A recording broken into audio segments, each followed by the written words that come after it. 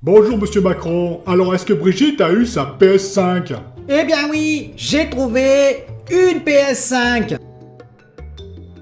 Monsieur Macron, c'est juste une PS4 avec un autocollant. Écoutez, de toute façon, Brigitte, elle y verra que dalle. Si c'est pour jouer à Fortnite, de toute façon, ça lui suffira. Monsieur Ryan, God of War Ragnarok, c'en est où? Écoutez, on va passer à une autre question, hein.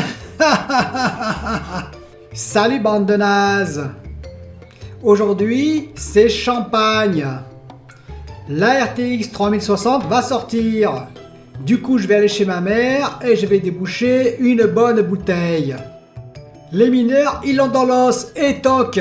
Boss, il y a un problème. Les mineurs, ils ont fait sauter nos protections et du coup, il n'y a plus de RTX 3060. Ok, j'ai compris. Puisque c'est comme ça, on va produire une RTX 3010. Une carte à 3 teraflops. Comme ça, les mineurs, ils la voudront pas.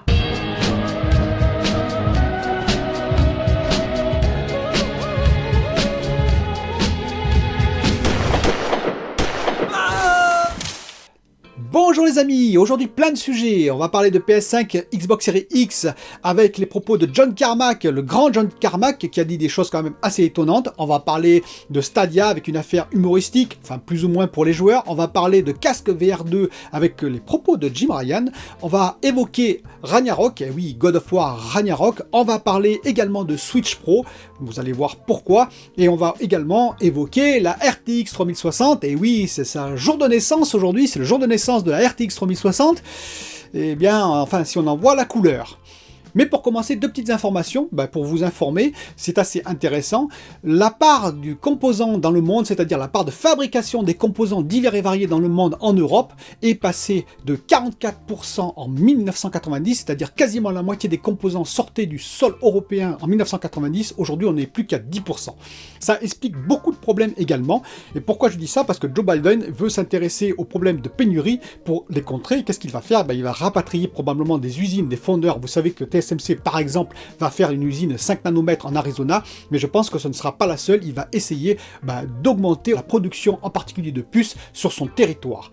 Et vous savez que l'Europe va investir massivement également dans la microélectronique. C'est un plan qui est prévu pour les années à venir. Il était temps. Autre information assez intéressante, les salles de cinéma vont peut-être réouvrir en France et oui en Europe.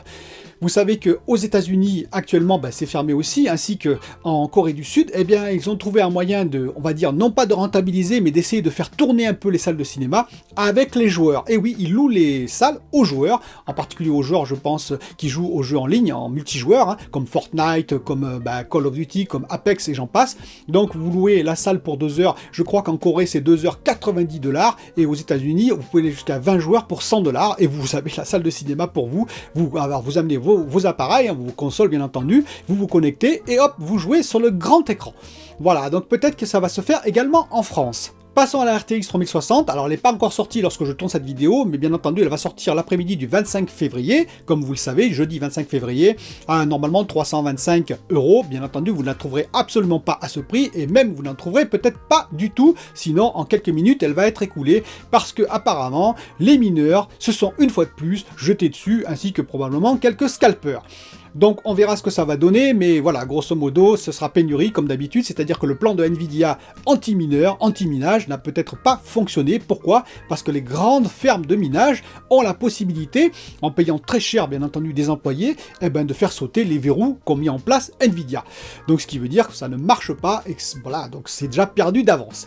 Bref, on verra. Alors c'est marrant, j'ai trouvé un site qui s'appelle British Miners, qui est bien entendu en Grande-Bretagne, et qui propose quand même des cartes pas trop chères en RTX 3060 Ti à 395 €, donc en livres sterling c'est un peu plus, mais voilà, c'est assez intéressant. Et même une RTX 3090, imaginez, à 1250 ou 1275 €, ce qui est même moins cher que ce qu'on avait au début.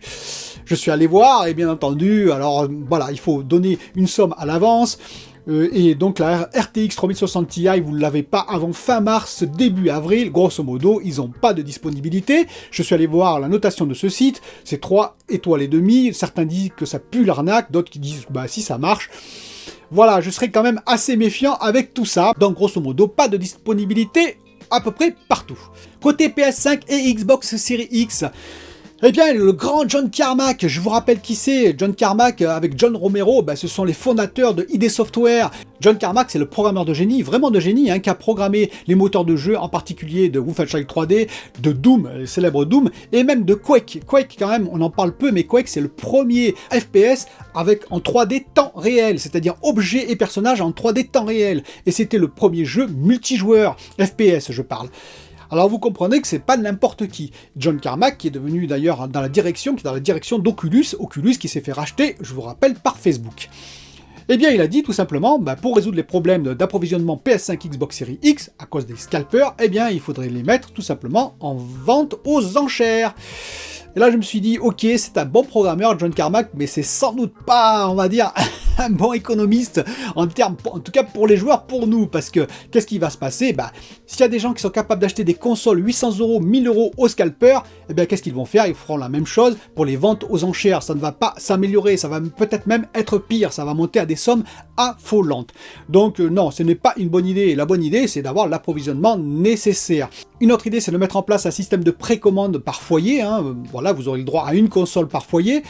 Bon, RTX 3080, on avait des précommandes, rappelez-vous, les précommandes ne sont pas honorées, ça fait plusieurs mois même que certains attendent encore leur 3080, elles arrivent tout juste, voire elles ne sont pas encore arrivées, donc ce n'est pas un système qui marche bien. Le seul système qui marche bien, c'est l'approvisionnement, ce qui sera très difficile jusqu'en début 2022, voire plus tard. Parlons rapidement de Stadia, et oui, Stadia avec cette affaire assez humoristique, vous savez que Stadia, enfin humoristique entre guillemets, vous savez que Stadia, ils ont viré leurs 150 employés, et là-dedans, il y avait un studio, et oui, il s'appelait Typhon Studio, et qui avait sorti un premier jeu sous Stadia, entre guillemets, qui s'appelait Journey to the Savage Planet, qui était un FPS, alors de qualité assez bonne, entre guillemets, alors c'était pas le truc qui allait révolutionner les FPS, mais voilà, c'était pas si mauvais que ça.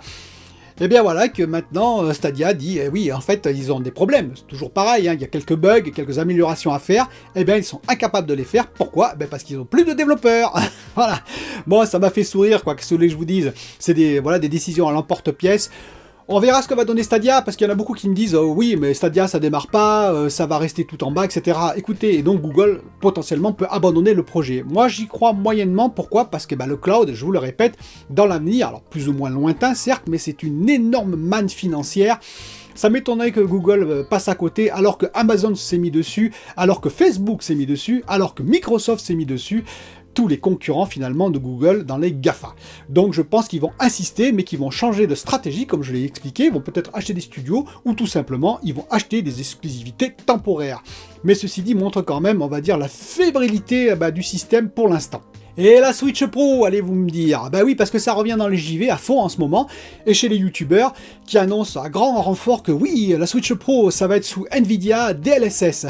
C'était plus qu'évident, ça fait des mois d'ailleurs que j'en parle, je suis pas le seul d'ailleurs, il y a des journaux spécialisés qui en avaient parlé il y a depuis très longtemps, que évidemment, oui, pour faire du 4K, je vous explique, Switch Pro, ça va pas être une machine qui va faire du 10 teraflops ou du 12 teraflops comme la Xbox Series X, non, pas du tout. C'est une machine qui va faire peut-être du 3-4 teraflops, je pense, c'est une estimation. À la louche, comme on dit, actuellement la Switch fait du 1 teraflop lorsqu'elle est dockée. On va pas faire 10 fois en teraflop. Ce serait d'ailleurs illogique, parce qu'après, comment développer avec la différence, on va dire, de puissance? Donc, ils veulent faire du 4K quand même, parce que ça, ils l'ont dit. Et comment on fait du 4K? En ayant 3 ou 4 teraflops? Tout simplement en faisant du DLSS 2.0 Nvidia. Et voilà, vous avez tout compris. Mais oui, on va, par un artefact, monter en 4K la résolution, là où actuellement, elle est en Full HD avec la Switch. Et donc oui, le DLSS est le bienvenu. D'ailleurs, Nintendo travaillait déjà avec Nvidia, pour rappel, et donc ils vont continuer avec la puce Tegra, rappelez-vous, ils vont continuer avec le DLSS 2.0, j'en suis à peu près persuadé. Ah, et maintenant on va parler de Ragnarok, Ragnarok God of War. Jim Ryan a accordé une longue interview où il a parlé des jeux, il a parlé par exemple que Gran Turismo 7, on le sait, va être repoussé en 2022, il a parlé d'autres jeux qui allaient quand même sortir dans l'année, il a parlé par exemple de Horizon Forbidden West, pour l'instant tout va bien, c'est en 2021, et il n'a absolument pas parlé de Ragnarok. Qu'est-ce que vous voulez que je vous dise? Moi depuis longtemps je dis que Ragnarok, dès que j'ai vu le logo, et simplement le logo, et qu'il n'y a pas d'image depuis l'intervention de Sony, où ils ont montré ce logo qui a hypé tout le monde, moi y compris, entre guillemets, avec le 2021 à la fin, j'ai dit dès le début que je n'y croyais guère. Oui, il n'y a pas d'image, il n'y a pas de teaser, il n'y a rien du tout. Alors, soit c'est l'énorme surprise, et ils nous sortent ça fin d'année, vous voyez, le truc qu'ils ont masqué, qu'ils ont mis en secret, J'y crois moyennement. Voilà, honnêtement, j'y crois moyennement. Alors, certains ont dit, par contre, ça c'est intéressant, ils ont dit, oui, mais parce que c'est normal, parce que Ragnarok, comme Horizon Forbidden West, il y a plein de jeux qui sortent cette année, enfin, quelques exclus, hein, pas plein, c'est exagéré, mais quelques grosses exclus Sony qui vont sortir cette année. Et comme la PS5, ben, elle se fabrique pas, difficilement, hein, donc il n'y aura pas des millions et des millions, enfin, il n'y aura pas ce qui était prévu, c'est-à-dire près de 17 millions de consoles fabriquées et vendues dans l'année. Ils veulent préserver les exclus pour le futur, là où il y aura beaucoup de consoles, de façon à ce que le jeu se vende. Oui, mais je rappelle quand même que Horizon Forbidden West, apparemment, ce serait du PS4, PS5. Et Ragnarok, ben on ne sait pas trop, mais ça prendrait peut-être la même direction. Donc si c'est vrai, je dis bien si c'est vrai, ben il y a déjà quand même 110 à 120 millions de PS4, PS4 Pro. Donc est-ce que c'est ça la bonne justification? J'en suis pas bien sûr, parce qu'il y a suffisamment de consoles pour que le jeu soit massivement vendu. Également en PS5, imaginez, il y a très peu quand même d'exclusivité pour l'instant, on peut le dire. Donc chaque fois qu'il y aura une exclusivité qui va sortir, il y aura quand même quelques, on va dire à la fin de l'année, 7, 8, 10 millions de consoles PS5, plus les 110 millions de consoles PS4, PS4 Pro. Ça fait un certain nombre de jeux vendus quand même, hein, parce que les possesseurs de PS5, ils ont faim. Eh ben oui, ils ont faim, comme les possesseurs d'ailleurs de Xbox Series X. Hein. On a tous faim de nouveaux jeux, de jeux qui sont entre guillemets next-gen. Et donc, on veut ces nouveaux jeux, donc je pense qu'il y aura beaucoup de gens, même s'il n'y a que 10 millions de PS5 de vendus, qui vont se précipiter sur ce jeu. Donc, je pense pas que ce soit le bon justificatif pour moi, non. En fait, le problème, c'est tout simplement qu'on annonce un jeu en 2020 pour 2021, je pense que, voilà, Santa Monica Studio, bah, ils triment, mais voilà, ils peuvent pas sortir des jeux comme ça à l'appel en moins d'un an ou en moins de 2 ans, même s'il a été préparé un peu à l'avance. On verra, mais je pense que ce sera plutôt pour 2022 minimum. Et pour finir, on va parler de casque VR2 parce que Jim Ryan en a parlé, c'est assez intéressant. Il devrait arriver, mais il ne va pas arriver tout de suite parce que les ingénieurs sont encore en train de travailler dessus. Il y en a pour un certain temps, d'après ce qu'ils disent, mais ils sont très enthousiastes. Bon, on peut l'être aussi, après tout. Hein. Donc, on sait à peu près les spécificités. Alors, c'est pas sûr, hein, c'était des brevets qui étaient posés en 2019 où il ferait à peu près 2550 sur 1440p de résolution. Je vous rappelle que l'ancien c'était 1920 sur 1080p, hein, donc ça a quand même une sacrée évolution, enfin une belle évolution. Il serait à 120 Hz et par contre il posséderait un fil. Bon, ça j'ai trouvé ça un peu dommage, c'est-à-dire qu'il serait quand même filaire, et ben il serait pas sans fil, c'est un peu dommage, mais bon, c'est pas catastrophique. Probablement qu'ils utiliseront, je pense, parce que vu le retard, des mini-LED, je suis à peu près sûr que ce sera des mini-LED, voire des micro-LED, ce serait assez intéressant en termes de pic de luminosité, en l'occurrence, à regarder sur les téléviseurs, et en termes, on va dire, aussi de résolution. On verra, mais j'attends avec hâte la sortie de ce casque, car je m'y intéresse, je n'ai pas de VR pour l'instant, et ben, je m'en le paierai probablement, s'il y a des jeux, je dis bien, s'il y a des jeux intéressants dessus.